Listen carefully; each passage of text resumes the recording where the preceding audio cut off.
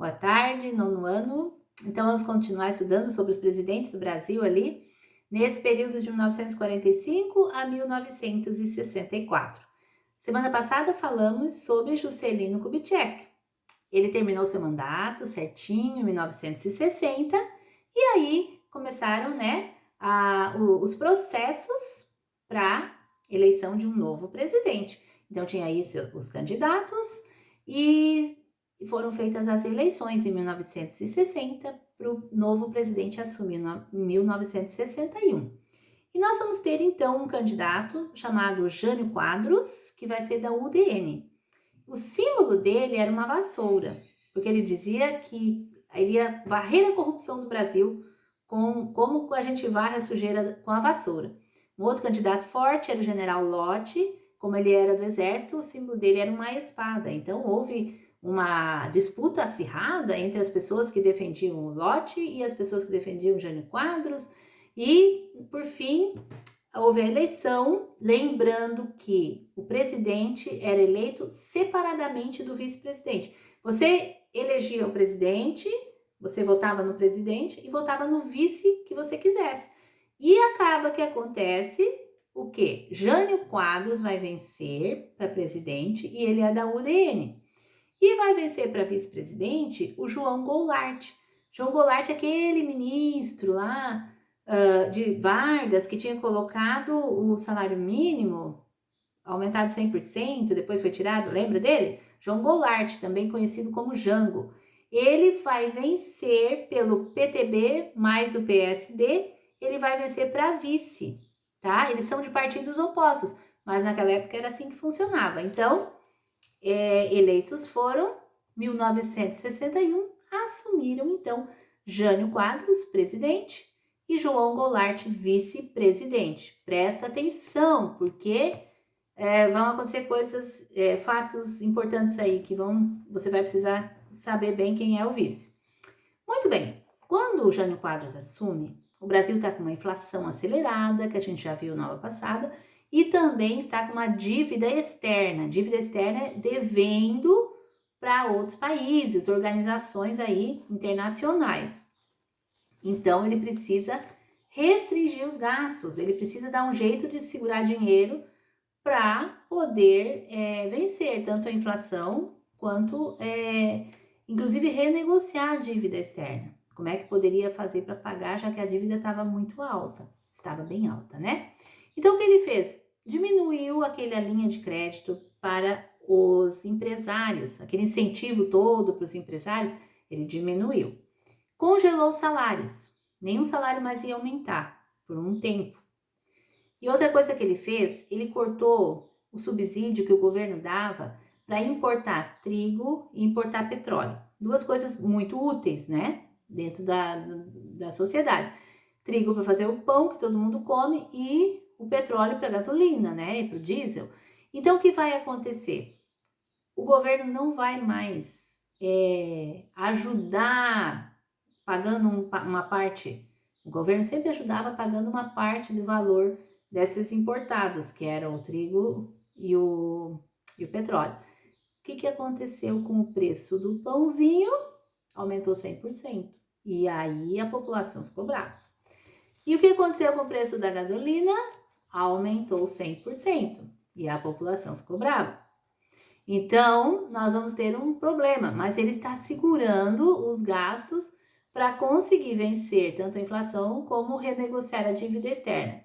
O FMI, é o Fundo Monetário Internacional, que empresta dinheiro para os países que precisam, renegociou a dívida, porque viu que ele estava segurando o dinheiro no Brasil, que ele estava fazendo coisas que faziam com que ele tivesse confiança que o Brasil ia pagar de fato essa dívida. Só que ele perdeu a popularidade. O povo não gostou de pagar 100% a mais o pão e a gasolina, o dobro do preço. De um dia para o outro, pensa. Aí, o que acontece? Ele também começa a tomar umas atitudes, assim, que não tinha muito a ver com a função de presidente. Por exemplo, ele proibiu que as mulheres usassem biquíni na praia, tá? Proibiu. O biquíni ficou proibido, só maiô. Que mais? Proibiu as brigas de galo, proibiu o lança-perfume nos bailes de carnaval. Então ele fez algumas coisas assim que não tinha muito a ver, assim, talvez até para tirar o foco de coisas outras mais importantes que ele tinha que cuidar. E outra coisa, agora sim o negócio fica sério, gente. Ele não quis manter o alinhamento com os Estados Unidos. Gente, nós estamos em plena Guerra Fria. A gente não estudou ainda, mas você já estudou em geografia. Guerra Fria, guerra do capitalismo contra o comunismo. E o Brasil capitalista estava do lado dos Estados Unidos, que é o chefe o líder capitalista. E contra a União Soviética, sem relações diplomáticas com a União Soviética, que era líder do bloco comunista. Sabe o que ele fez? Ele resolveu não ficar mais do lado dos Estados Unidos e começou a reatar relações diplomáticas com a União Soviética, que era comunista, e com a China, comunista, e com os outros países comunistas. E o que vai acontecer? Ele começa ainda a bater pé em favor do comunismo. Por quê? Na época, um pouquinho tempo atrás, em 1959, ele se elegeu em 60, né? A ilha de Cuba, ela se tornou comunista aqui na América. E os Estados Unidos planejou uma invasão de Cuba para fazer Cuba voltar a ser capitalista. E ele foi lá bater o pé que os Estados Unidos não podia fazer isso. Logo brigar com os Estados Unidos, líder capitalista. Pensa. Ele começa a ir a favor do comunismo. Outra coisa que ele vai fazer, olha só. Dia 19 de agosto de 1961, ele está no primeiro ano do governo dele, ele convidou Che Guevara. Che Guevara era um guerrilheiro, ex-guerrilheiro de Cuba, né?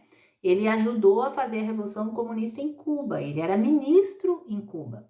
E ele condecorou, Jânio Quadros condecorou Che Guevara com a mais alta honraria que tem aqui no Brasil, que é a Ordem do Cruzeiro do Sul. Deu uma medalha para Che Guevara, que era comunista. Gente, se o Brasil era capitalista, agora o homem está mudando completamente para comunista do nada. Aí as pessoas começam a ficar preocupadas. Os militares já não estão olhando com os bons olhos. Carlos Lacerda também não, lembra que foi aquele contra o Getúlio Vargas, aquele jornalista também, e outras pessoas da classe média, tal, que não gosta de comunismo, que vai perder as suas coisas. Então, chegou um momento, com 7 meses de governo, ele renunciou. Jânio Quadros, dia 25 de agosto de 1961, ele renunciou. Renunciou achando talvez que o povo ia dizer volta, volta, voltar nos braços do povo. Acontece que o povo não falou volta, volta, porque o povo não gostou daquelas medidas que ele tomou, que aumentou o preço do pão e tal. Então, não aconteceu, o Congresso aceitou a renúncia dele e fim. Tá bom, acabou o governo de Jânio Quadros, durou 7 meses. Quem assume quando um presidente sai? Isso mesmo, o vice. E quem era o vice que eu falei? João Goulart. Acontece, sabe onde estava João Goulart quando o Jânio renunciou? Ele estava em visita oficial à China comunista. Visita oficial. Aí vários militares, várias pessoas do Brasil se levantaram e disseram assim, de jeito nenhum. O Congresso Nacional disse de jeito nenhum, esse homem não pode governar. Nós somos capitalistas, estamos do lado dos Estados Unidos, como é que ele está em visita oficial à China comunista? Algumas pessoas disseram, ele não precisa nem vir com avião, nem pôr o pé no Brasil aqui, porque a hora que ele pôr o pé ele vai preso, porque ele não pode. Por outro lado, tinha pessoas que achavam que ele era o vice, ele tinha que assumir. Por exemplo, o cunhado dele, Leonel Brizola, que é um político importante do Brasil, lá do Rio Grande do Sul, começou um movimento enorme no Rio Grande do Sul, chamado Pela Legalidade. Esse movimento pela legalidade dizia o seguinte, a Constituição diz que o vice tem que assumir, então o vice tem que assumir. E começaram a fazer um movimento grande, a coisa teve um vulto que eles acharam que ia dar uma guerra civil. Meu pai se lembra dessa época, ele morava no Rio Grande do Sul, estudava numa escola longe de casa, sistema de internato, morava lá. Ele disse que mandaram todos os alunos para casa, acabou a aula, ninguém sabia o que ia acontecer para todo mundo estar em casa. Não ficar na escola. Eles gostaram, né? Claro. Foram para casa naquele período, até que toda a situação no Brasil ficasse resolvida. Teve barricada em Porto Alegre, e olha, foi um negócio. E o que acontece? Ia dar uma guerra civil, gente. Para evitar uma guerra civil, o Congresso sentou e começaram a discutir, pensar o que nós vamos fazer. Se a gente fala para ele assumir, vai ter um grupo enorme contra ele. Inclusive eles, né? Se ele não assume, tem um grupo que está fazendo uma guerra quase lá no Rio Grande do Sul e está se espalhando para os outros estados. O que nós vamos fazer? Ideia. Vamos instaurar no Brasil o parlamentarismo. Parlamentarismo é um sistema de governo em que quem governa de fato, o líder de governo, é o primeiro-ministro. Então eles resolveram fazer o parlamentarismo. Ele ia ser o presidente do Brasil, com algumas atribuições, mas o primeiro-ministro que ia governar de fato. Escolheram o primeiro-ministro, Tancredo Neves, e disseram para ele, ó, se você quiser ser presidente, é assim, com parlamentarismo. Aí ele aceitou, né? Ele aceitou, se tornou presidente do Brasil, não conseguia fazer o que ele queria, mas ele era o presidente. Mas foi previsto também um plebiscito. Plebiscito é uma votação que se diz sim ou não para alguma coisa. E essa votação ia dizer sim ou não para quê? Queremos continuar com o parlamentarismo ou vamos voltar para o presidencialismo, onde o presidente é o chefe de governo e chefe de Estado? E isso, ele assume ali em 1961, em setembro, e em 1963, né, no comecinho de janeiro, dia 6 de janeiro, ficou marcado então o plebiscito para as pessoas irem às urnas e dizerem se querem continuar com o parlamentarismo ou querem voltar ao presidencialismo. Eu não vou contar o que aconteceu hoje, tá? Mas durante esse tempo, o presidente João Goulart não pôde fazer muita coisa, mas ficou fazendo, pelo menos fazendo uma propaganda para que voltasse o presidencialismo. E é o que nós vamos ver na próxima aula. Boa semana!